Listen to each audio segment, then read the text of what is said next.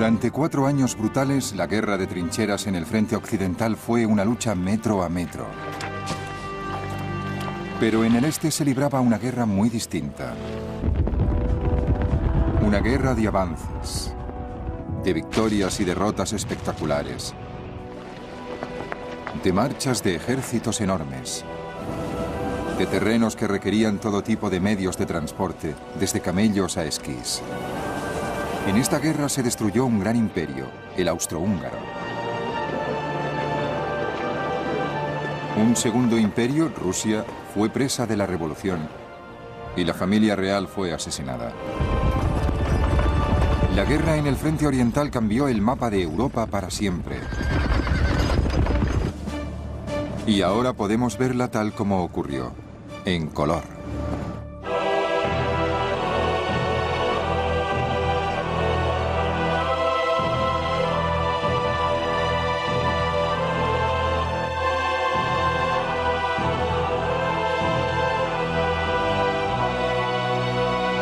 Primera Guerra Mundial en color. Caos en el frente oriental.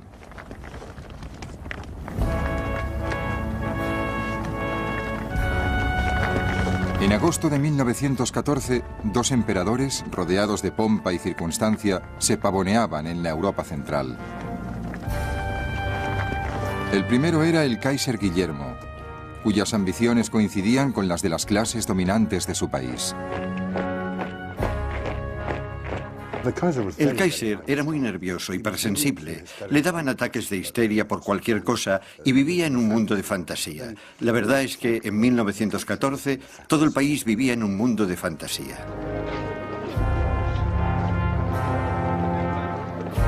El segundo emperador era el aliado de Guillermo, el emperador Francisco José del Imperio Austrohúngaro. Era un autócrata reaccionario que presidía una corte desgarrada por las intrigas y las divisiones internas. Estos 2 emperadores de los poderes centrales tenían como oponente en el este a un tercer emperador, el zar Nicolás II de Rusia.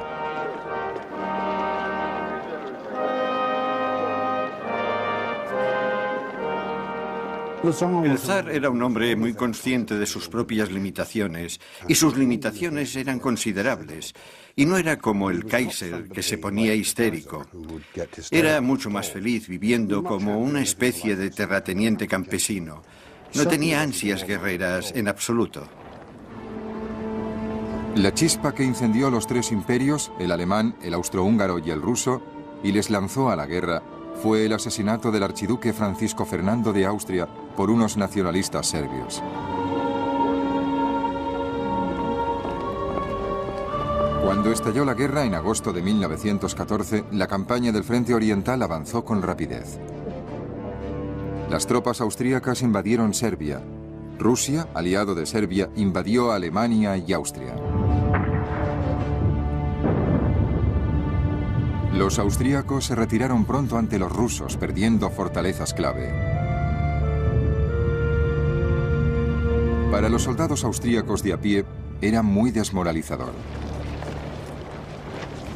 Las marchas parecían inacabables y no nos quedaban fuerzas más que para blasfemar. Alguien se cagó en la vaca que parió al ternero, que dio la piel para hacer el cuero para su petate. Otros juraban que si hubieran sabido lo que les esperaba, no les movían de su casa ni con un tiro de caballos.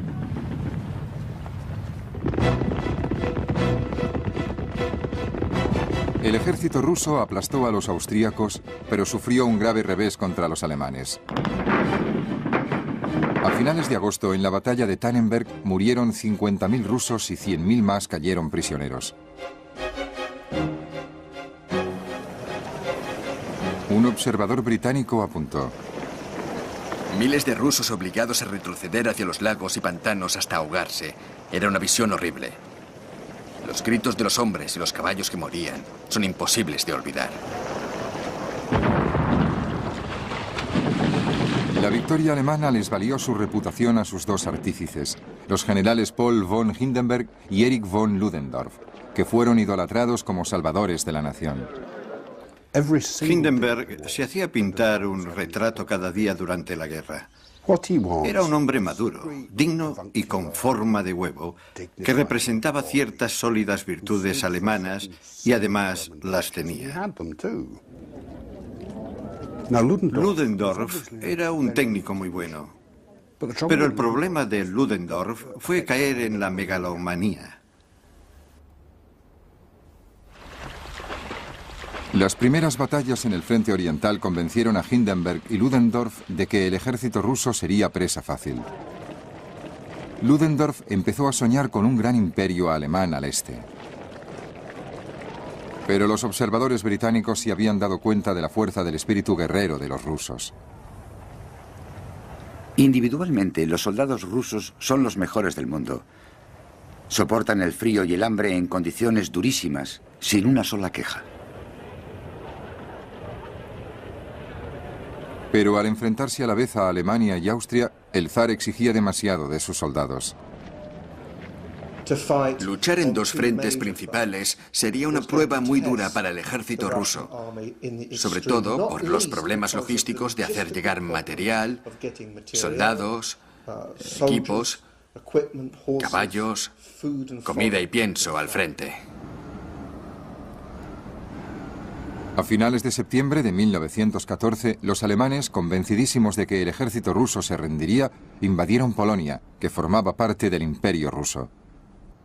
Resultaba muy tentador atacar Polonia, que al fin y al cabo penetra en territorio alemán. Y si atacaban a los rusos por el norte y por el sur, podían atraparlos en una tenaza. Y esa fue la estrategia esencial de los alemanes en las últimas semanas de 1914 en el este. Pero el ejército alemán estaba debilitado por los requerimientos del frente occidental y los rusos corrieron a reforzar la capital de Polonia, Varsovia.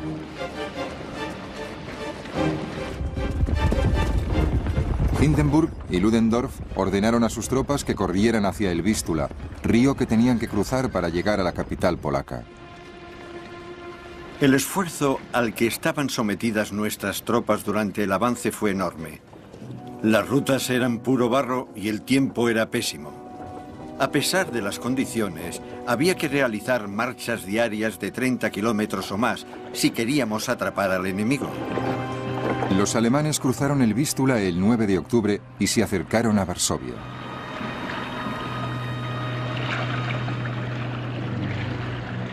Una niñera rusa, Sophie Bocharsky, vio cómo se desarrollaba la batalla. Durante 2 semanas, los alemanes intentaron adueñarse de Varsovia, la llave de Polonia. Nos machacaron sin piedad. Los soldados rusos heridos venían a miles para que les curáramos. Pero algunos tenían los ojos brillantes. Estaban entusiasmados porque conseguíamos mantener las posiciones. Ante la sorpresa de los alemanes, los rusos lograron defender Varsovia. Al retirarse el ejército alemán, los rusos, manteniendo aquella sorprendente guerra de grandes avances, volvieron a atacar. Los alemanes, como respuesta, enviaron tropas nuevas a Polonia para interceptar el avance ruso. El resultado en noviembre fue el último gran enfrentamiento en el frente oriental en 1914, la batalla de Lodz. Los rusos fueron vencidos en Lodz. 150.000 hombres cayeron prisioneros. Pero los alemanes también sufrieron, con 130.000 bajas. Los comandantes alemanes comprendieron que sus homólogos rusos no tenían escrúpulos en perder un número ilimitado de hombres en cada batalla. Pero ¿cuánto podía durar esta sangría? A pesar de sus pérdidas tremendas, no hay duda de que los rusos retomarían la ofensiva y la seguirían durante algún tiempo. Tenían soldados de sobra, pero los arriesgaban de una forma insensata. Y esa táctica no les llevaría a la victoria, ni siquiera contra un frente tan poco nutrido como el nuestro. A finales de 1914, la cifra de 1.800.000 rusos que habían caído muertos, heridos o prisioneros era espantosa.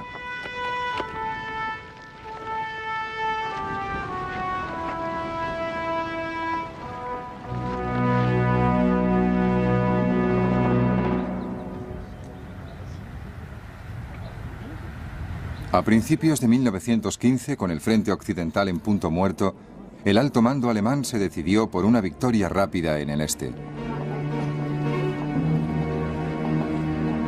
El ejército austríaco debía apoyar la ofensiva alemana lanzando un ataque sobre los rusos en los Cárpatos. La batalla se convirtió en un desastre para los soldados austríacos, hundidos en el frío y en la gruesa capa de nieve. La lucha en los Cárpatos, gracias a las dificultades del terreno y la dureza del invierno, exigía el máximo esfuerzo y toda la resistencia posible de nuestro ejército. Los que no han tomado parte en ella no tienen ni idea de lo que es capaz un ser humano.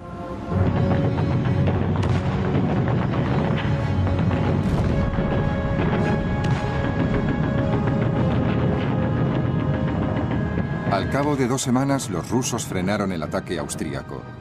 Pero a pesar del éxito, el comandante ruso en los Cárpatos, el general Alexei Brusilov, que se convertiría en el general ruso clave de toda la guerra, sabía que las tremendas listas de bajas de los primeros meses se estaban cobrando su precio.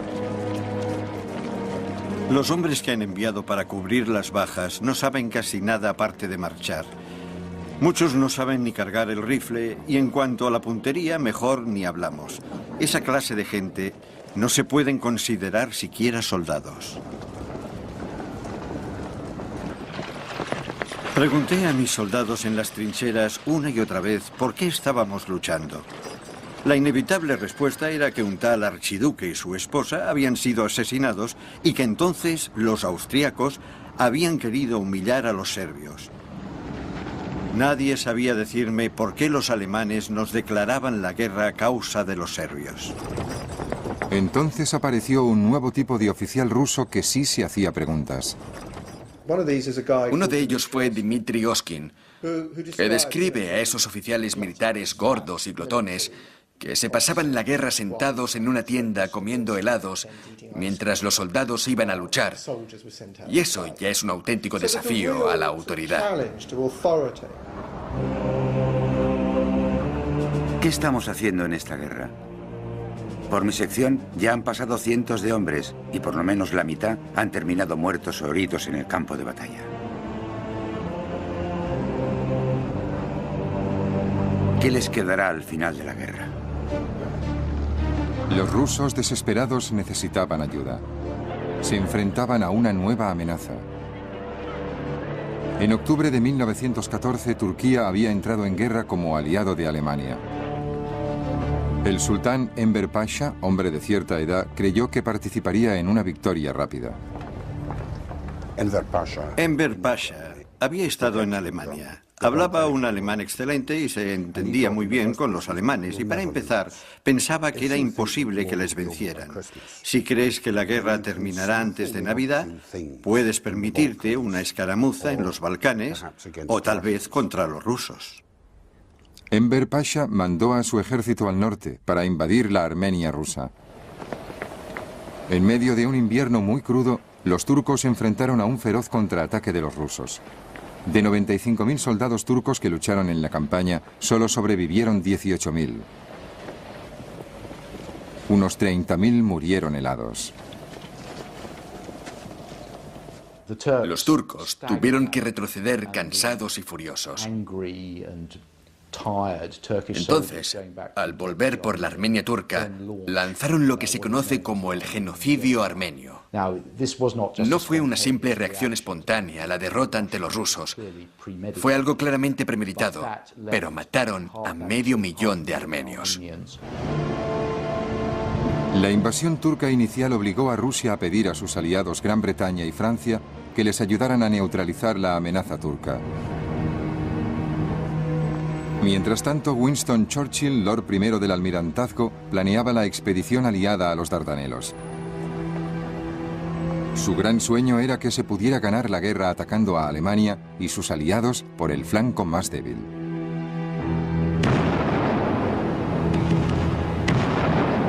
El 25 de abril de 1915, después de una operación naval muy arriesgada, los soldados británicos, franceses, australianos y neozelandeses desembarcaron en las playas de Galípoli. La campaña en tierra degeneró hasta quedar en un sangriento punto muerto. La gente decía, si tuviéramos otra brigada podríamos avanzar. Ojalá pudiéramos mandar otra brigada. Pero cada vez que se mandaba otra brigada, otra división, los turcos les detenían trayendo otra división, y otra división, y otra. Las trincheras son muy distintas de lo que yo esperaba. Desde luego, sacar la cabeza para mirar es la muerte segura. Incluso disparaban a los periscopios de espejo que miden como mucho 14 centímetros cuadrados uno tras otro. Cuando los turcos atacan suelen gritar «Alá, Alá», y nuestros chicos contestaban «Venid aquí, cabrones, os vamos a dar Alá». Y de tanto usar esa palabra, un viejo turco quería saber si cabrones era uno de nuestros dioses. Entre las trincheras hay una cantidad enorme de cadáveres en descomposición de nuestros soldados y de los turcos sobre los matorrales. El olor es insoportable. Un sol de plomo nos golpeaba sin piedad desde el cielo y pronto descubrimos lo que es tener sed de verdad. Se te cuartean los labios y se te va la cabeza con este calor. Los de infantería vienen pidiendo agua, pero tenemos las cantimploras vacías.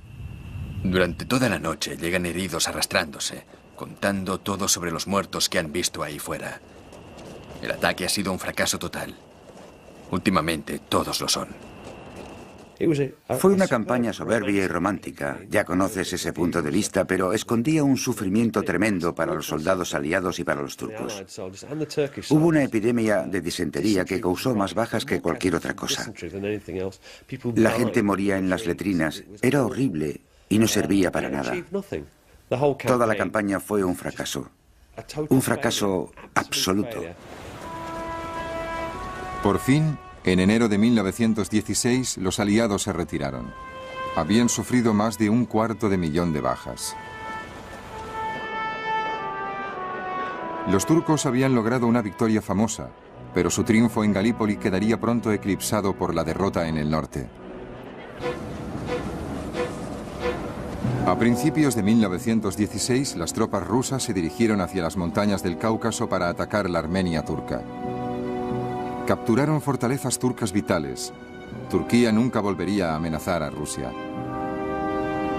Y además, las perspectivas eran favorables a los rusos y sus aliados franceses y británicos por otro motivo.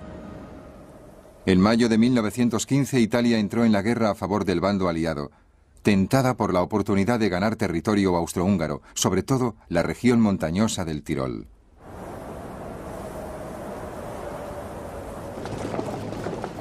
Los soldados italianos se dirigieron al norte. Los austríacos desviaron tropas del frente ruso para reforzar el Tirol.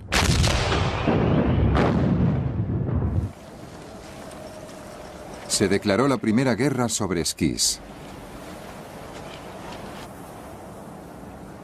La guerra en el frente italiano era especialmente dura, porque los austríacos tenían todas sus posiciones en las montañas y nosotros llevábamos la peor parte de la lucha en el frente occidental en cuanto al armamento pesado y encima con el problema de luchar en terreno montañoso. Luchar en el frente italiano fue una de las misiones más duras de toda la Primera Guerra Mundial. Un joven oficial, Hugh Dalton, luchó con el ejército italiano. Las trincheras están cortadas en el hielo. Las avalanchas matan a más soldados italianos que los austriacos. Hay que arrastrar las ametralladoras precipicio arriba y colocarlas en repisas donde solo cabe un nido de águila. Hay que hacer cambios de guardia cada 10 minutos debido al frío intenso. Y los batallones de Alpini atacan por pendientes de nieve sobre sus esquís a 50 kilómetros por hora. Subíamos la pendiente de las rocas por un sendero muy estrecho. Sobre nosotros un pico llenaba el cielo. A nuestros pies, las suaves vegas casi verticales parecían esperar a que alguien rodara pendiente abajo. Durante la noche se congelaba todo. Las botas, la tinta del bolígrafo, hasta la espuma se congelaba en la cara antes de que pudieras afeitarte. Durante los siguientes 2 años y medio, la lucha en las montañas se mantuvo en punto muerto. En el verano de 1915, Alemania y Austria volvieron a poner sus ojos en Varsovia, la capital de Polonia, controlada por Rusia. 14 divisiones con un total de 250.000 hombres se dirigieron al este.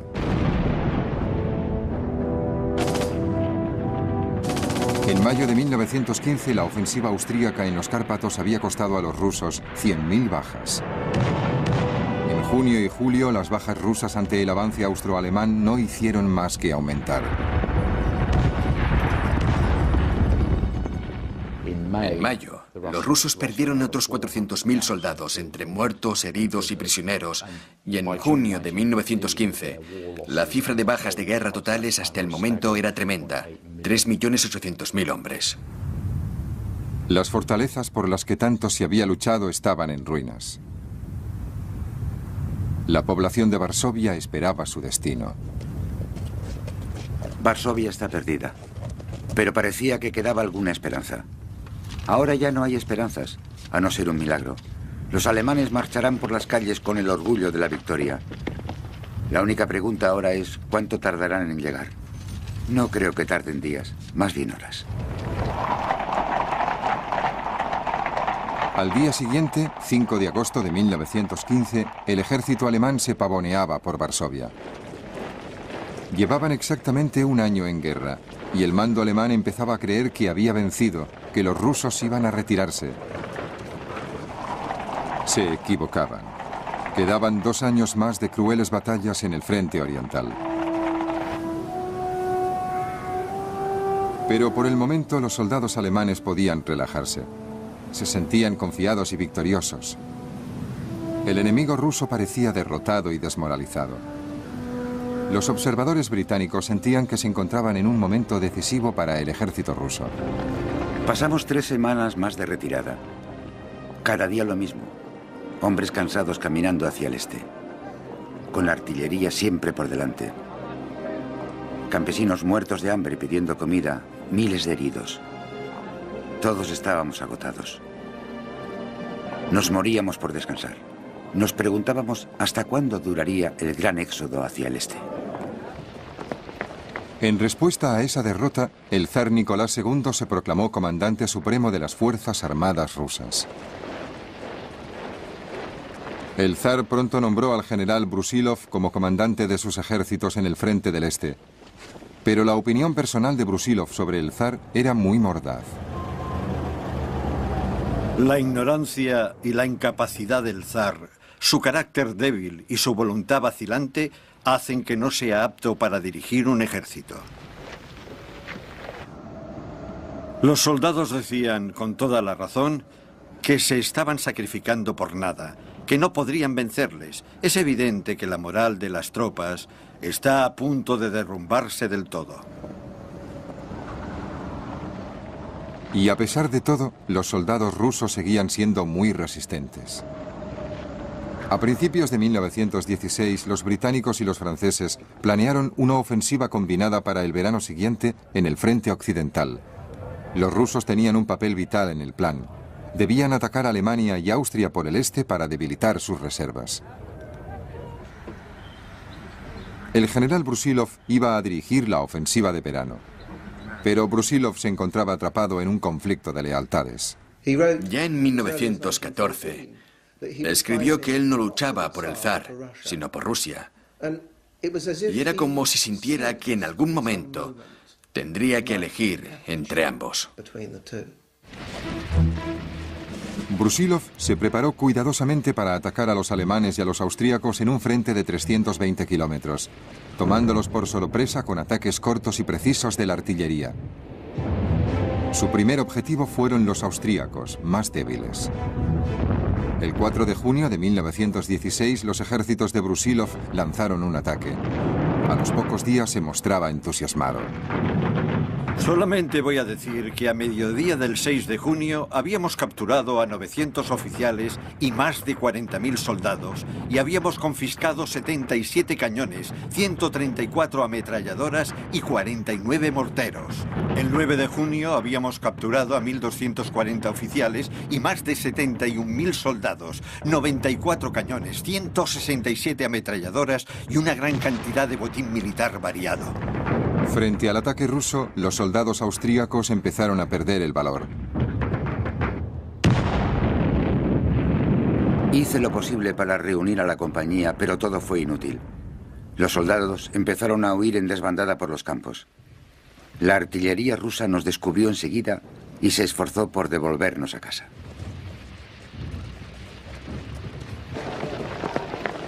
Por las carreteras y campos inundados venían incontables patrullas de soldados austríacos con sus uniformes azules, acompañados casi siempre por un solo ruso de uniforme marrón. Su situación antes de caer prisioneros se definía con la palabra patética. Todos estaban hartos de la guerra.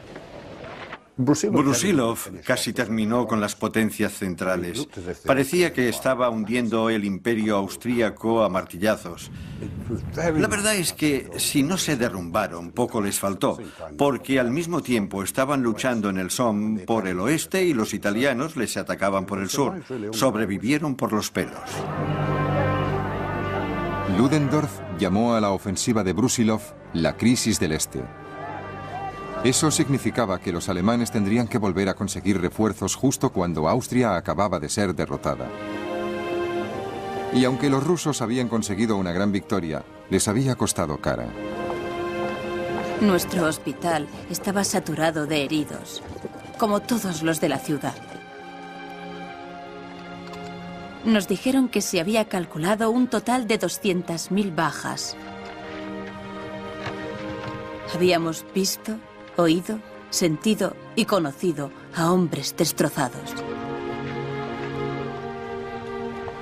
En el invierno de 1916, los alemanes habían reunido las reservas necesarias para contraatacar y recuperar gran parte del territorio que Brusilov capturó en su ofensiva de verano.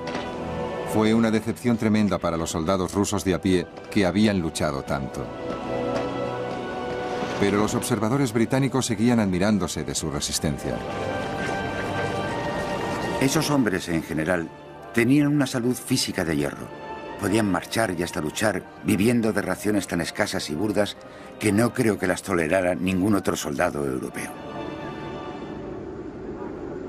Aunque hubo medallas para los vencedores de la campaña de verano, a finales de 1916, cientos de miles de soldados rusos estaban pudriéndose en campamentos de prisioneros alemanes y austríacos. Para los que se quedaron en el frente ya no hubo más victorias, solo retiradas. El propio Brusilov estaba muy desilusionado, pero no con sus soldados, sino con el alto mando. Yo diría solamente que mis ejércitos, que en 1916 habían hecho milagros de valentía y dedicación sincera a Rusia y a su deber, vieron como todas sus proezas militares quedaban en nada por culpa de lo que consideraron una falta de inteligencia y de decisión del mando supremo. Algunos políticos empezaron a compartir el punto de vista de Brusilov. El alto mando se mostró indiferente a las pérdidas humanas y no cuidó bien de los soldados. El ejército ya no creía en sus líderes. La desesperación de los soldados se extendía a la población civil. De todas partes llegaban quejas de un pueblo harto de guerra, desilusionado, perdido en lo que parecía un círculo inacabable de errores. La comida era cada vez más escasa. Las colas de las panaderías llegaban hasta el final de la calle. Por todas partes se decía que los comerciantes y tenderos se estaban haciendo ricos a costa del pueblo. Se rumoreaba que la zarina traficaba con los alemanes. Y ni siquiera al zar se le tenía tanta reverencia como antes.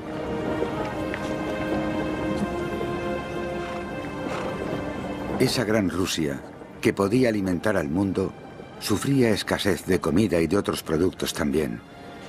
Había escasez de todo en Rusia. De comida, de ropa, de botas, de petróleo, de parafina. Pronto llegará la hambruna. Te aconsejo que compres 10 libras de pan y lo escondas. En los suburbios de Petrogrado se ven mujeres bien vestidas pidiendo limosna por las calles. Hace mucho frío. La gente no tiene nada para quemar en las estufas. Al demonio con todo. Qué dura se ha vuelto la vida. El descontento se extendía por toda Rusia. Las huelgas se convirtieron en algo habitual. Gente de todos los estratos sociales ponían en duda la necesidad de la guerra. En otoño de 1916, los marineros de la Armada rusa, aburridos e inquietos, se habían amotinado 2 veces, una en el Báltico y otra en el Mar Negro. El zar y su familia se habían quedado solos. Todos los estratos sociales hablaban libremente de que la nación y el ejército habían sido vendidos por los favoritos de la zarina y que buscaba la regencia para sustituir a un emperador débil, indiscreto y borracho, cuyos defectos eran de sobra conocidos. El rumor estaba servido. Se decía que la zarina manejaba los asuntos de Estado bajo la influencia de su amante secreto, el siniestro monje Rasputín. La calumnia se extendió y se propagó. No había nada tan malo o tan vil que no llegara a insinuarse. Los poderes oscuros tras el trono, la influencia alemana en la corte, la sospecha de una paz firmada traicioneramente, el poder de Rasputín, historias infames sobre la zarina. A finales de 1916, intentaron proyectar una imagen positiva de la zarina, mostrándola como enfermera en el Palacio de Invierno. Pero lo que no habían previsto es que la imagen de las enfermeras había cambiado, porque toda una partida de uniformes de enfermera había caído en manos de las prostitutas de Petrogrado. No se dieron cuenta de que las imágenes de la zarina vestida de enfermera tendrían justamente el efecto contrario al que pretendían. La presentaron vestida de enfermera y solo lograron reforzar todos esos rumores sobre sus juegos sexuales con Rasputín.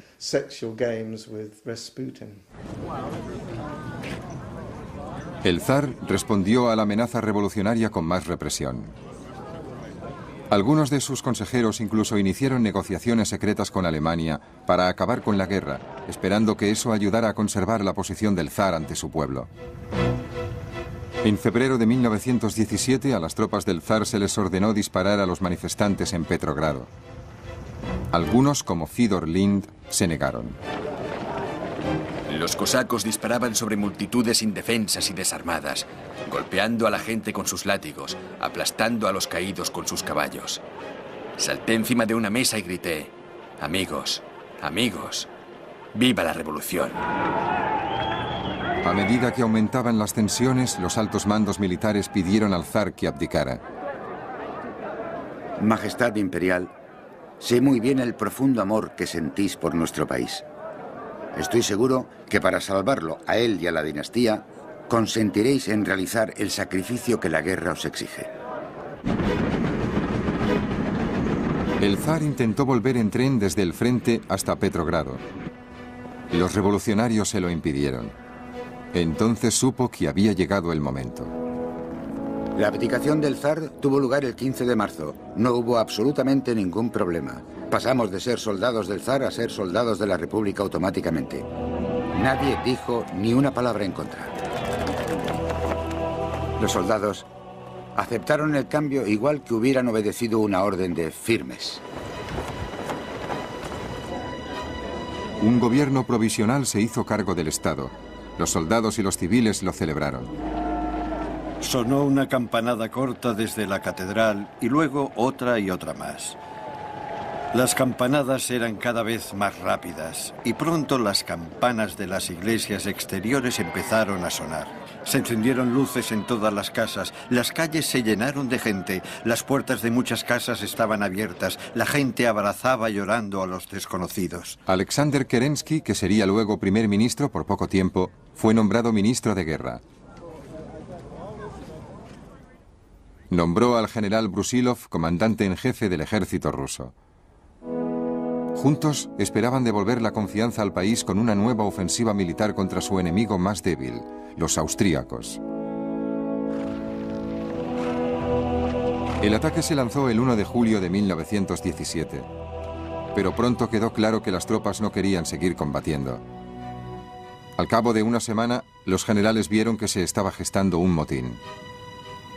Cuando les pregunté qué querían, dijeron que no querían luchar más y pidieron que les dejaran volver a casa para compartir la tierra que sus compatriotas habían tomado a los terratenientes y vivir en libertad.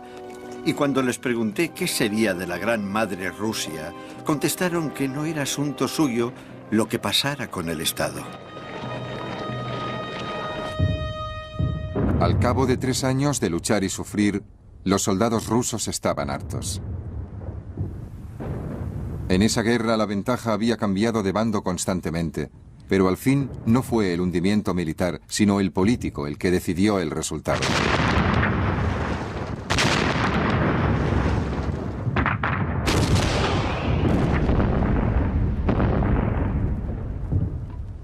En septiembre de 1917 los alemanes lanzaron el último ataque y capturaron Riga, el segundo puerto ruso más grande del Báltico. Ahora podían sentarse a mirar cómo Rusia se destrozaba en luchas internas.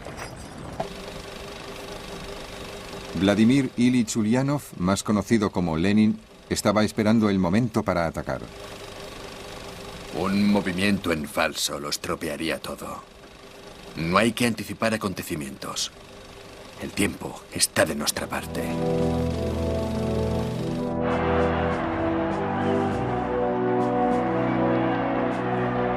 El objetivo de Lenin era la revolución bolchevique, pero su eslogan de paz a cualquier precio fue el que empezó a ganarle el apoyo del pueblo.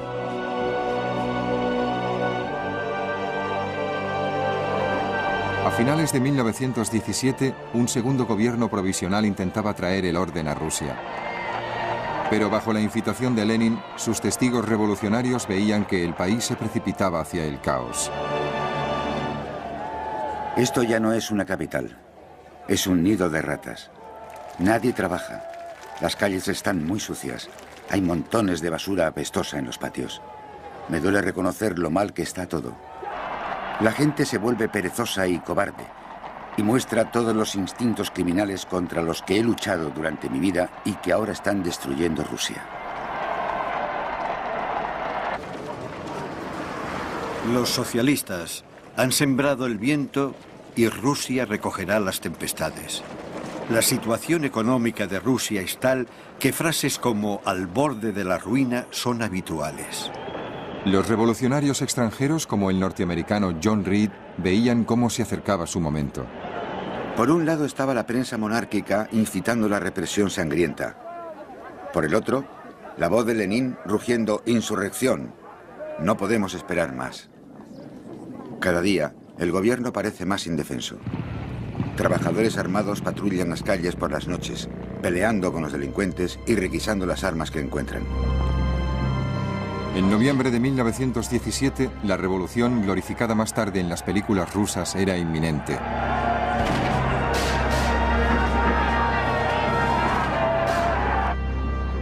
El gobierno provisional ordenó que la nave de combate Aurora saliera del puerto de Petrogrado. Temían que los marinos revolucionarios volvieran sus cañones contra la sede del gobierno. Un vehículo blindado se paseaba lentamente arriba y abajo con las sirenas ululando. En todas las esquinas y espacios abiertos se reunían grupos de gente. Las masas iban y venían sin parar. El 7 de noviembre, a la señal de los cañones de la Aurora, los revolucionarios atacaron el Palacio de Invierno.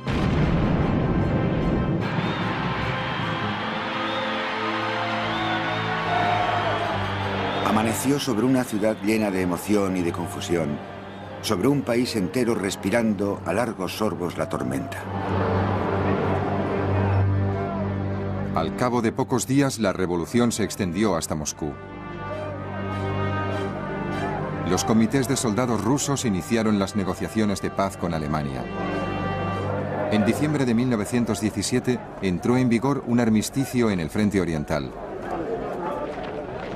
En más de 3 brutales años de guerra, habían muerto 2.300.000 rusos y otros 5 millones habían sido heridos. Con todos sus fallos y sus problemas, el ejército ruso imperial había mantenido a raya hasta el final 160 divisiones alemanas y austríacas, que ahora quedaban libres para atacar otros frentes. El efecto de este armisticio en el bando aliado fue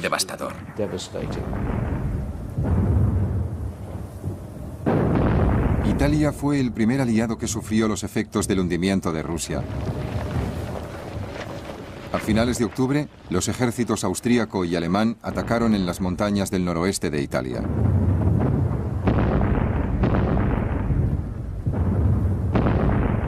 Desde el norte nos llegaban rumores que se confirmaban y se negaban. El 27 de noviembre, los rumores se hicieron insistentes. Decían que los alemanes estaban logrando un avance considerable y rápido por el norte.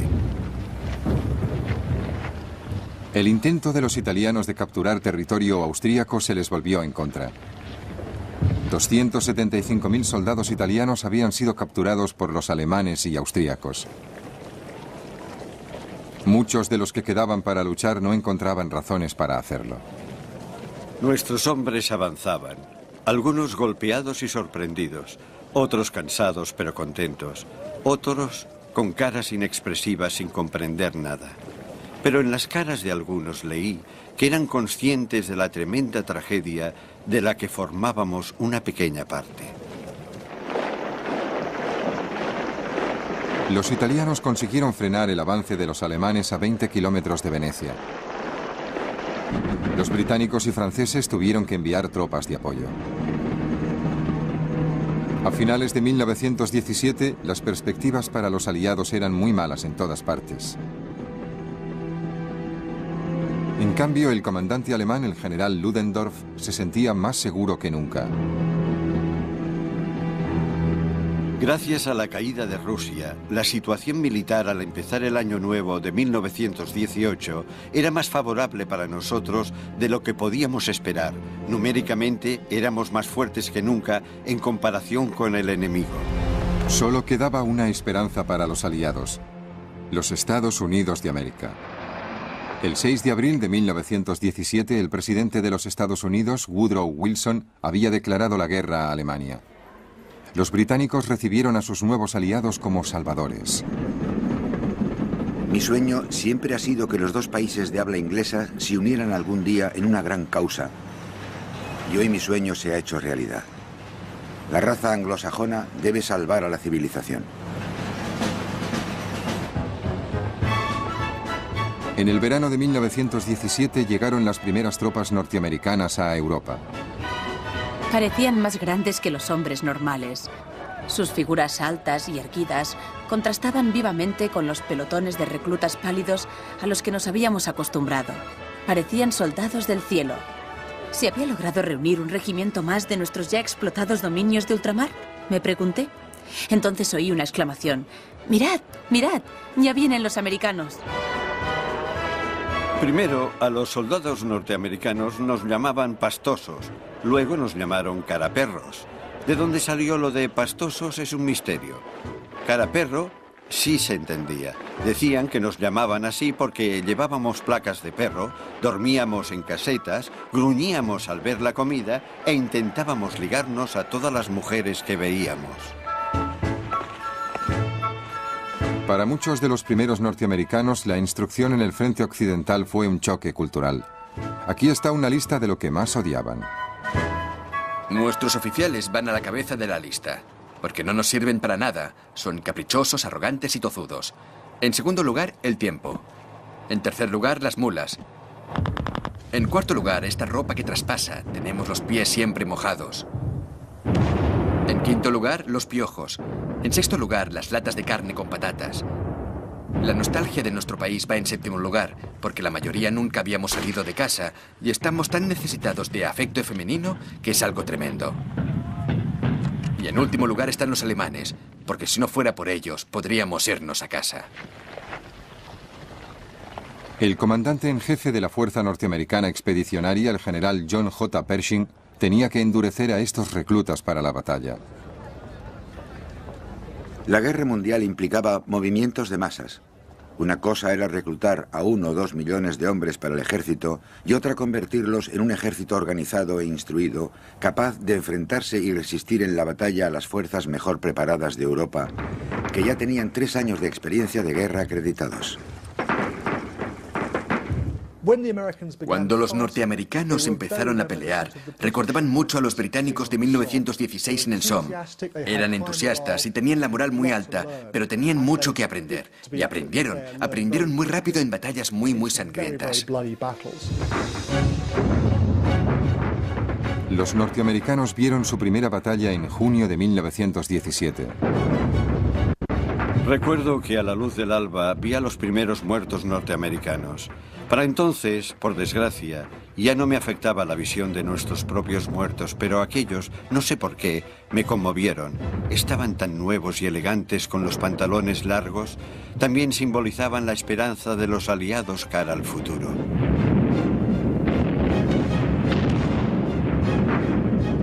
Los comandantes alemanes también comprendían que a la larga los norteamericanos podían decidir el resultado de la guerra. La tremenda cantidad de irreprimible energía que las tropas norteamericanas han aportado a la batalla compensa de sobra la debilidad de sus aliados totalmente agotados.